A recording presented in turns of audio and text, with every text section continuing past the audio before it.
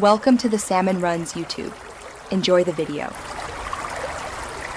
You start by ensuring Google Photos is up to date and your device is unlocked.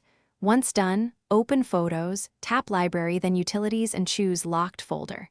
You must authenticate with your phone's PIN, pattern, or biometric.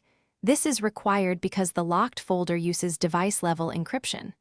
Note that locked folder is device-only storage, so you won't see those items backed up. After unlocking, you'll be inside the folder and ready to act on individual items immediately, so proceed to select. Now you'll remove the content that keeps the folder present. Long press one image or video to enter selection mode, then tap Others or choose Select All if needed. This lets you remove everything quickly. Tap the trash icon, then choose Delete Permanently or move to Trash and confirm.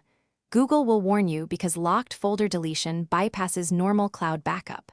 Make sure you truly want them gone. If you prefer, export items first to a normal album. Once confirmed, the selected files are removed from the locked folder. Finish by checking the folder is empty. If it still appears, restart Google Photos or reboot your device to force the app to refresh its state. Make sure you emptied every file. Locked folder disappears automatically when no items remain.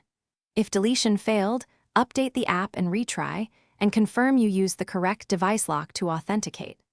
One key troubleshooting tip: if locked folder is not visible, update Photos and verify device lock settings, because missing or outdated app versions often hide the option.